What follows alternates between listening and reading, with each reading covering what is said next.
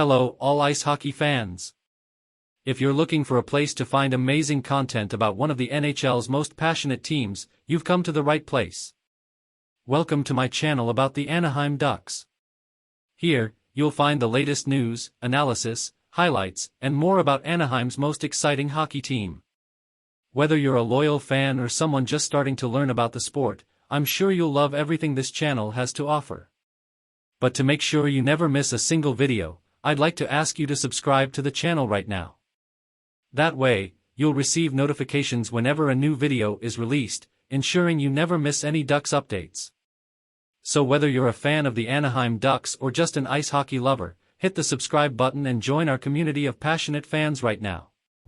Can't wait to see you around here.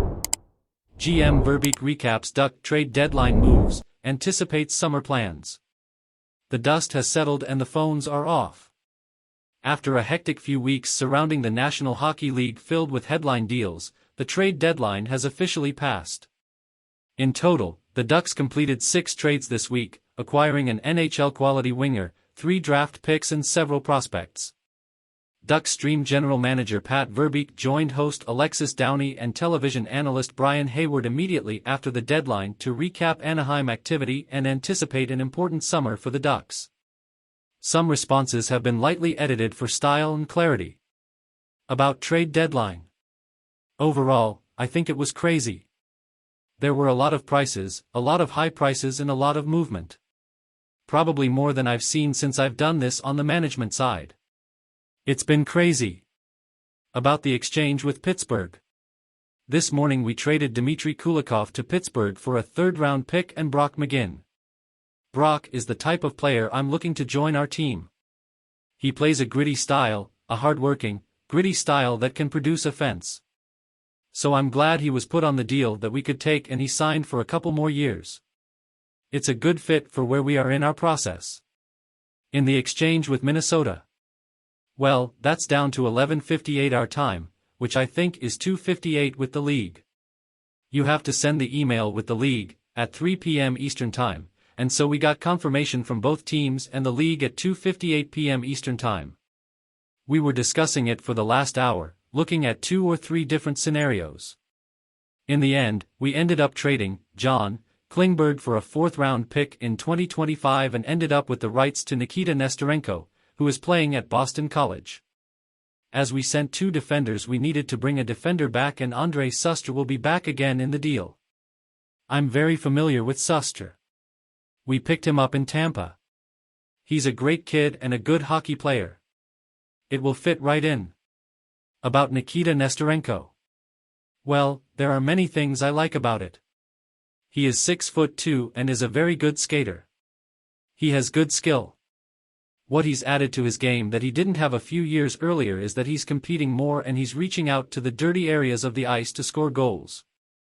That's the part that's really changed for me. We started to observe it very well. We had one of our college scouts watching him all year, and he really liked him for improving his overall game from where he started in college to where he is now. We are looking forward to getting the player. He will be sent to San Diego. We will sign him to an ATO when his college season is over. We're going to work on an NHL deal for next season. In the Western Conference. I think the West is wide open now. I think Edmonton probably improved a lot by taking Ekholm. He looks like a good fit for the top 4. They made some improvements there. It's really wide open. You can look at Colorado, you can look at Vegas, you can look at Edmonton. There are a few other teams as well that could be in the mix. So it's going to be an interesting West playoffs. There will be many good teams. In the East, there will be 2, 3 good teams that won't make it past the first round. About Jackson Lacombe. Jackson Lacombe will come to the Anaheim Ducks when his season is over, but you know he's playing for the top-ranked University of Minnesota Gophers, so we're not sure when that will happen. I think, based on their status, it doesn't matter if they win the Big Ten. They're going to earn a lot to play at regionals and it's up to them from there. That's all knockouts in a game. When collecting looting capital, I like to get as many darts as possible to throw off the board so I have a chance to hit the bullseye. That's what we're trying to do here. It will be important. When you start to look at the whole thing and how it's set up, both in the professional and amateur scouts, they help each other in that regard. At the end of the day, we want the big club to win championships. We are working through this process to build a lot of depth in the organization and give us a long term as a champion team. In exchange with San Jose. Well, when Henry Thrun informed me that he wasn't going to sign with us, I worked with the agent and a few teams to try to come to an agreement where he would finally sign. We combined with San Jose.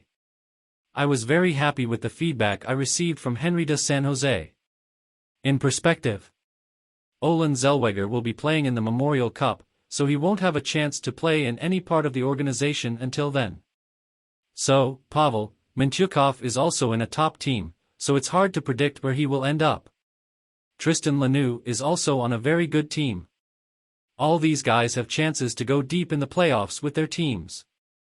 Those three players I just mentioned, all three are close to leading their respective leagues in scoring, by defenders. So we're really excited.